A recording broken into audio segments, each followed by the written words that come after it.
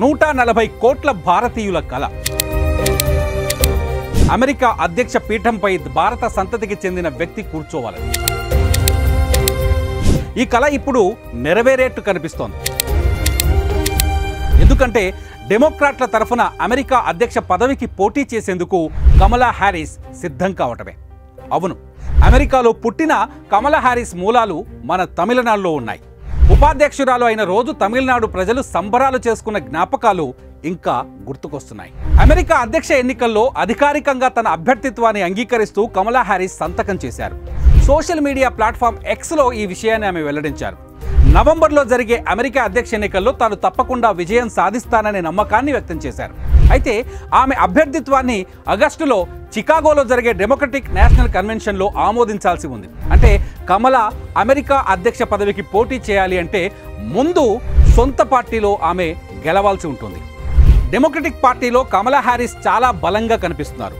ఎన్నికల్లో పోటీ నుంచి తాను తప్పుకుంటున్నట్టు ప్రకటించిన అధ్యక్షుడు జో బైడెన్ కమలా హ్యారిస్ అభ్యర్థిత్వాన్ని సమర్థించారు. అమెరికా మాజీ అధ్యక్షుడు బరాక్ ఒబామా, అతని సతీమణి మిషేల్ ఒబామాలు కూడా కమలా హ్యారిస్కు మద్దతు ప్రకటించారు. ఇటు డెమోక్రటిక్ పార్టీలో సభ్యుల నుంచి కూడా ఆమెకు మద్దతు లభిస్తోంది. నామినేషన్ గెలుపొందేందుకు జరిగిన తొలి రౌండ్ ఓటింగ్లో 1976 కంటే ఎక్కువ ఎండార్స్మెంట్లు ఆమెకు లభించాయి. ఇవన్నీ చూస్తే డెమోక్రాట్ల తరఫున అధ్యక్ష ఎన్నికకు కమలా హ్యారిస్ దాదాపు ఖరారైనట్టే అని చెబుతున్నారు. ఇంకో మంచి విషయం ఏంటంటే కమలా హ్యారిస్కు విరాళాలు వెల్లువెత్తాయి. కమల పేరు ప్రకటించిన 24 గంటల్లోనే $8 కోట్ల అంటే ఇండియన్ కరెన్సీలో 670 కోట్ల రూపాయలు విరాళాలుగా వచ్చాయి. ఎన్నికల ప్రచారంలో ఇప్పటి వరకు ఏ అభ్యర్థికి ఒకే రోజు ఇంత పెద్ద ఎత్తున విరాళాలు రాలేదు. ఈ ఫండ్ రైజింగ్ కమలా హ్యారిస్ను డెమోక్రాట్లు తమ అభ్యర్థిగా బలపరిచినట్టు సంకేతాన్ని ఇస్తున్నాయి. కమలా హ్యారిస్ గనక అమెరికా అధ్యక్ష ఎన్నికల బరిలోకి దిగితే ఖచ్చితంగా మన 140 కోట్ల భారతీయులు సంతోషపడతారు. ఇండియన్ బ్లడ్ ఉన్న వాళ్ళు ఎవరైనా ఒకరు ఖచ్చితంగా అమెరికా అధ్యక్ష పీఠంలో కూర్చోవాలని కోరుకుంటున్న ఇండియాకు ఇది కలిసి వచ్చే అవకాశం.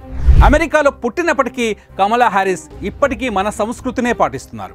కమలా హ్యారిస్కు టిఫిన్లో సాంబార్ ఇడ్లీ అంటే చాలా ఇష్టం. లంచ్లో అన్నం, పెరుగు, బంగాళదుంప కూర, పప్పు అంటే ఇష్టం. భారతీయ ఆహారం పట్ల ఉన్న ప్రేమే ఆమెను అమెరికాలో భారతీయ అమెరికన్ కమ్యూనిటీలకు దగ్గర చేసింది. అగ్రరాజ్యంలో అమెరికాలో ఉన్నప్పటికీ తన దేశ సంస్కృతిని, మూలాలను ఆమె వదిలిపెట్టలేదు. కట్టుబొట్టులో కూడా ఆమె ఇప్పటికీ ఇండియన్గానే కనిపిస్తారు. డెమోక్రాట్ల తరఫున కమలా హ్యారిస్ నిలబడితే ఖచ్చితంగా ఈ ఎన్నిక అతిపెద్ద ఎన్నిక అవుతుంది. ముఖ్యంగా ట్రంప్తో ఆమె పోటీ పడాల్సి వస్తుంది కాబట్టి ఈ ఎన్నిక పైన భారతీయుల్లో కూడా తీవ్రమైన ఆసక్తి పెరుగుతోంది. మరి మీరేమంటారు?